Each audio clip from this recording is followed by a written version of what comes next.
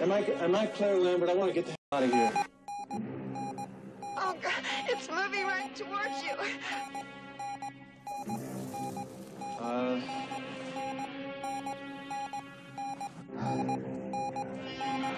Move, get out of there. Move, Jim. Vámonos. Move, Dallas. Move, Dallas, get out. Oh, no, not that way, the other way, God. Dallas? No. Take it easy. Dallas?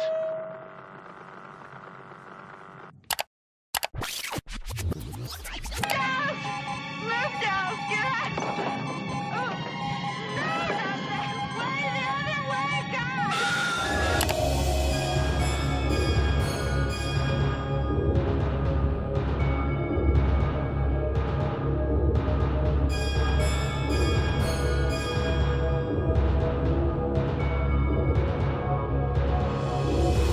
What's going on, everyone? Jeremy here from The Quartering, and I just learned something about the movie Alien and apparently Predator as well that maybe you didn't know. Maybe you were unsure of this, but I assure you, you've been wrong just like me.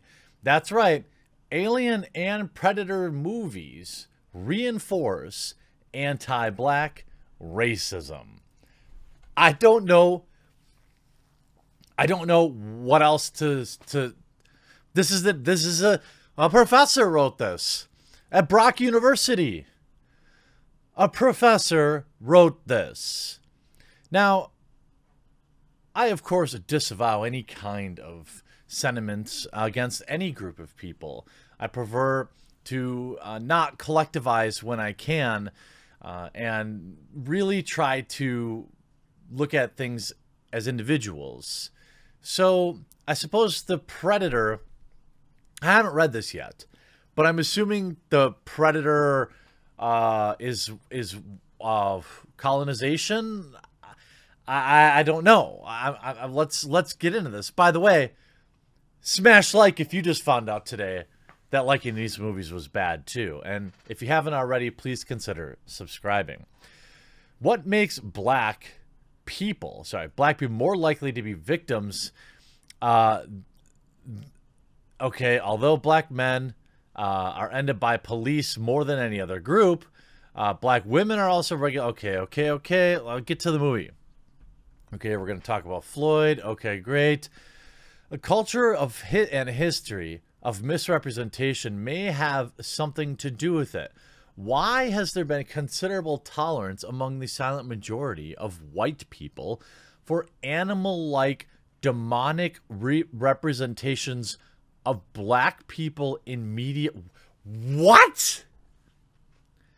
Are you basing this entire argument on the fact that the Predator, first as a dark-colored being, I wouldn't even really call the Predator black. Aliens, okay, sure. Let's continue. The short answer is that we're dealing with a culture of domination. It's a culture that thrives on sexualized demonization of black people. Two examples of this are Ridley Scott's Alien, which comports with the trope of black women as an alien breeder. What? No.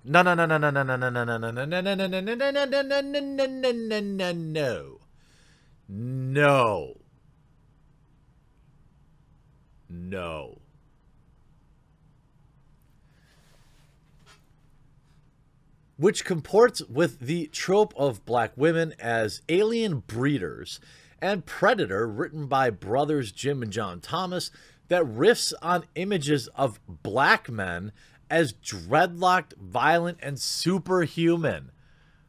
What?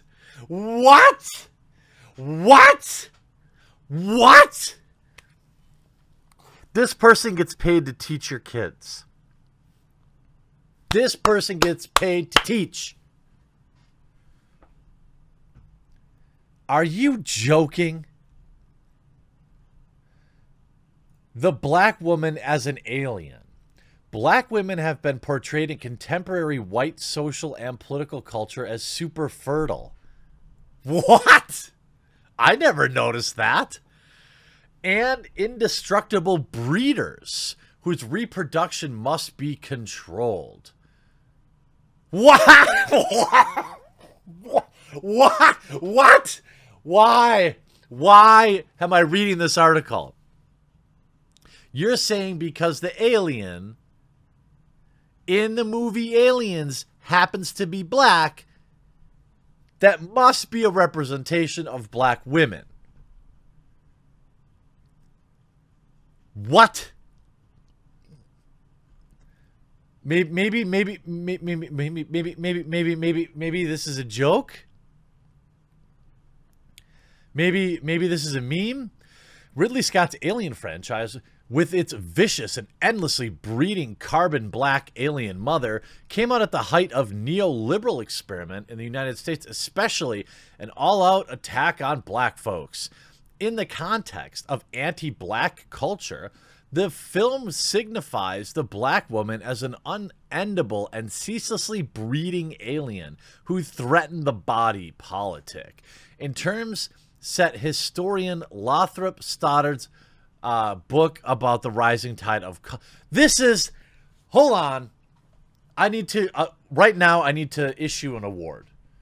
This is literally the dumbest, most absurd reach I have ever read. And this person is a professor. The black man as Predator. Yes, he looks totally black with all that green skin. Everyone thinks black person when they look at the Predator. Oh, wait. No, they don't. Nobody says that. Black men and boys are imagined as dangerous, threatening, and inherently criminal, and superhuman. Canada is not innocent. We'll talk about that. In the U.S., blah, blah, blah. Get to the point. Get to the point where you actually say Predator. Predator depicted a black dreadlock. This is not a black creature. And anyway, the Predator has an exoskeleton or whatever that can camouflage. So if anything, you should be worried about them appropriating chameleon culture. And what about him is virile? Does he... what? In a way that converged white art with white political history. A white man once said he thought it was cool that I had dreadlocks like the Predator. And this is not a compliment.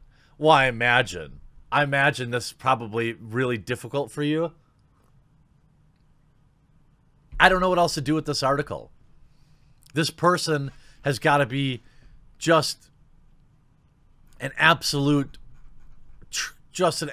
mess. Just an absolute mess. I don't know how. Let's see. Dr. Tamiri Kitasa is an associate professor of sociology at Brock University in Canada. He learned his BA from New York University, an MA from York University, and a PhD from the Ontario Institute. What?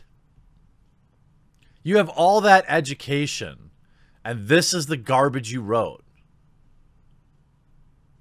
Are you joking? And here you see, Bonding into Comics picked it up. A recent article claims that the iconic alien and predator creatures reinforce anti-black racism. The claim is based solely on the creature's black appearance, according to the author. No, professor.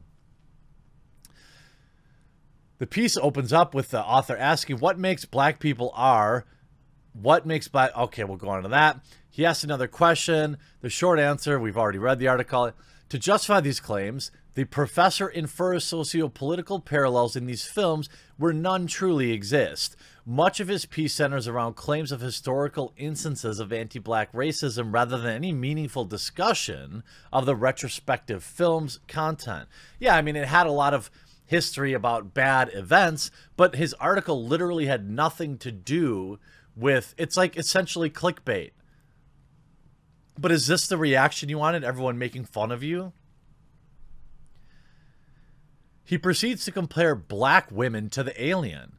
He writes, Ridley Scott Alien franchise, with its vicious and endlessly breeding carbon black alien mother, came at the height of neoliberal experiment. He went on to say, one must point out, by the way, the claim that xenomorphs represent black women is based solely on reading a book written by a genuine white supremacist, a citation which may lead some to realize how absurd and disingenuous his arguments are. The same form of writing holds true for his discussion on Predator, as the professor spends most of this section discussing his claims of historically bad behavior and stereotypes, which I'm not denying. Of course, stereotypes of everyone exist. None of them are generally good. Despite the noted fact that the Predator has never, nor ever intended to be a representation of black men, the professor states that Predator depict a black dreadlock, large and super virile male.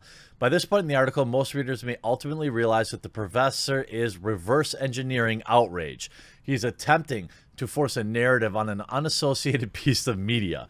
As with most disingenuous contemporary socio-political arguments centered around popular culture, the professor claims that the only way to move, quote, forward involves various admissions of guilt from general groups of unassociated people.